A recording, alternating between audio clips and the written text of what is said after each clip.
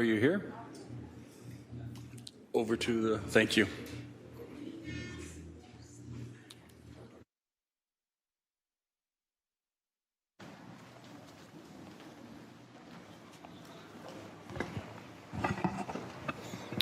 Is this good? Mohammed, how are you, sir? I'm doing great, thank you. How are you? I'm doing fine. Can you pronounce your last name? I don't want to insult you. It's okay, it's you and everyone else. It's Shalalfeh. Shalalfeh. Thank you very much, Mohammed. Please proceed. Thank you.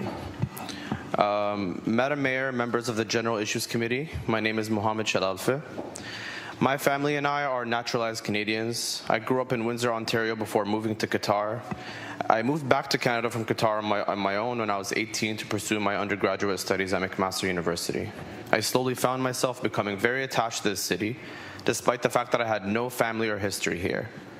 The compassionate commitment of the community organizers who dedicated their lives towards mobilizing folks for better socioeconomic outcomes was and still is an inspiration to me. It is something that this entire city should be proud of, regardless of political disagreements. After graduating with an honors Bachelor of Political Science, I worked at several nonprofit organizations in the city with a focus on providing community and newcomer services. The insights I'm here to present today relate to the issue of affordable housing, and it stems from my time working as a newcomer housing liaison at Wesley Urban Ministries. My position required me to provide orientation and primary social support to newcomers and refugees who had just landed in Canada. This included sessions on life in Canada, their protected human rights, housing in Hamilton, as well as tenant and landlord rights and responsibilities.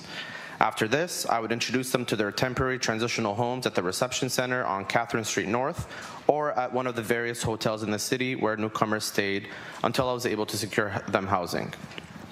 Since this was during the pandemic and national housing crisis, it was and still is tremendously difficult to find adequate housing for newcomers to Hamilton. In addition to the now typical difficulties of not being able to find affordable housing, newcomers face a slew of additional barriers to housing, largely caused by landlords who are either greedy or opportunistic. I have witnessed countless newcomer families who arrive to Hamilton with hopes of starting a new and dignified life be rejected repeatedly due to a failure to comply with increasingly strict criterion for rental applications. Most newcomers do not have documents such as credit reports and landlord references, which puts them at a severe disadvantage in a highly competitive rental market. In many situations, I was forced to intervene in cases where landlords were taking advantage of newcomer families and their inexperience, expecting them to pay rent months in advance and neglecting their maintenance duties. A scenario that has occurred multiple times was that newly arrived families at the reception center on Catherine Street North would see the houseless Hamiltonians on the street and ask me, "Are those people Canadian?"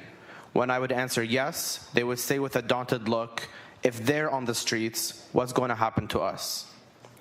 Most newcomer families who arrive in Canada have expectations to live in a great country where governments value human life and dignity. I'm saddened to say this, but many of them have had this hope crushed when going through the process of finding housing. Despite the financial support from the IRCC and the support of people like me at Wesley, newcomers in Hamilton see very clearly the economic and housing inequities and how they manifest in different ways. In the same area I mentioned on Catherine Street North, a mere 20 feet away from the old urban core and where houseless folks regularly congregate, is a construction site for a luxury condo building to be furnished by luxury brand Louis Vuitton. With all due respect, and frankly speaking, this is something that is emblematic of this city's approach to housing, and it's something that we should all be embarrassed of. Many newcomer families wait for months to be housed, all the while witnessing the attitudes of landlords, the crippling living costs, and the ugly face of this crisis, which is very, very much visible wherever you look, even to their eyes. Increasingly, families are choosing to relocate to other towns and cities before even settling in Hamilton, because of how obviously difficult it would be for them to live here. I am very much aware that this housing crisis is not exclusive to the city of Hamilton and that it is the result of a wide array of complicated reasons. But the fact is, The severe lack of affordable housing in the city is the natural conclusion of decades of policy choices that fail to address the issue, as well as what is now being called maintenance budgets that unfortunately reflect apathy and refusal to take bold steps to build affordable housing for the present and future of Hamilton. I hope that this insight helps the city make the decision to address the root issue in question by building affordable housing instead of the status quo of using hotels to receive shelter overflow and to endlessly disperse encampments violently with a police force that has perpetually inflated budget.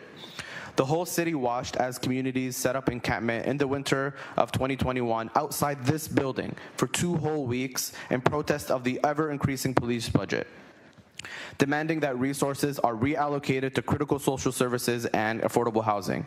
The city also watched as they were completely ignored by the previous mayor, Fred Heisenberger, who instead sent city bylaw officers and directed police to disperse the crowds and tear down the tents. Well, 2 years later, can any of us honestly say that the protesters were wrong? How many people could have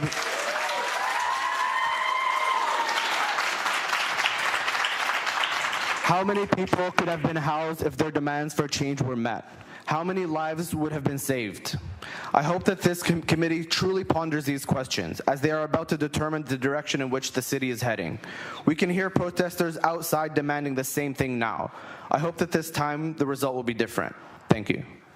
Thank you.